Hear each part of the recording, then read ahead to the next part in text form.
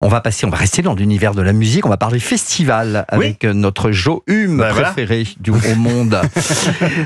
On part dans quel festival, cher Jo? Là, on reste sur Paris, puisque c'est l'incontournable de la fin des vacances d'été. 21e édition déjà pour Rock en Scène. C'est dingue. La première édition, c'était la journée du 27 août 2003.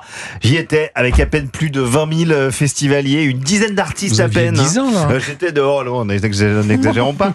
Mais il y avait Massive Attack, PJ Harvey ou encore Kezia Jones.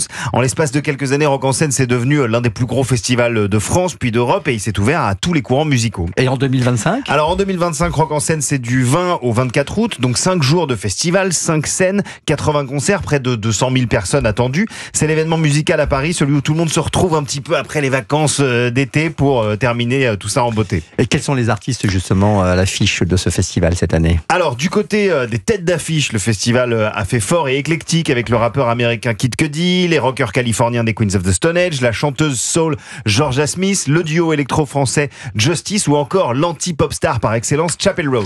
J'adore.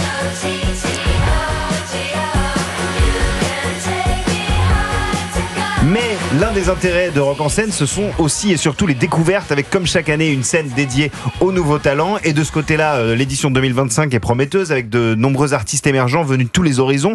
Mon coup de cœur, c'est une chanteuse qui s'appelle Noor, N-O-O-R, révélation du Printemps de Bourges 2024. Vous l'avez peut-être vu en première partie des concerts de Zao de Sagazan, par exemple. Elle est signée sur le label de Clara Luciani et Angèle et je lui souhaite le même succès.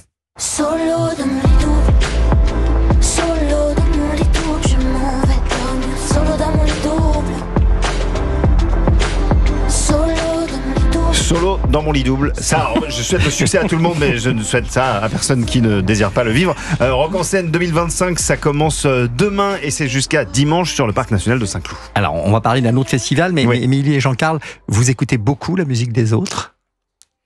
On essaye un peu, mais c'est vrai que...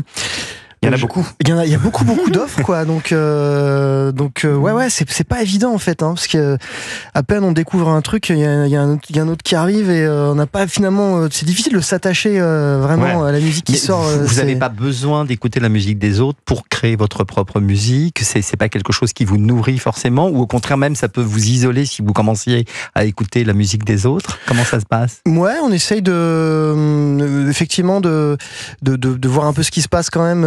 Autour de nous, mais aussi de garder peut-être une fraîcheur aussi par rapport à ce qu'on a envie de faire, en termes de création. Mais c'est toujours intéressant. Moi, parfois, je tombe sur des choses qui me redonnent, qui me reboostent. Ce qui donne envie de faire de la musique. Moi, j'aime bien la musique qui donne envie de faire de la musique. Ouais.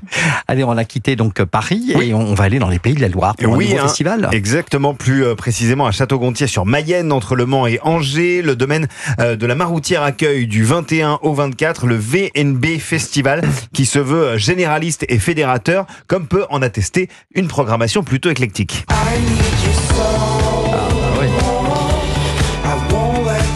Il est partout ce Julien Doré. Là il vient et il dit aux gens on s'était dit des choses, qu'on se verrait de nombreuses fois cet été. Effectivement, vous allez le retrouver sur beaucoup de festivals. C'est l'une des têtes d'affiche du VNB aux côtés d'autres gros noms comme Gims, Mika, Kenji Girac, on en parlait tout à l'heure, ou encore Kali, un certain duo électro-français que j'avais déjà cité pour Rock en Scène et qui seront là-bas.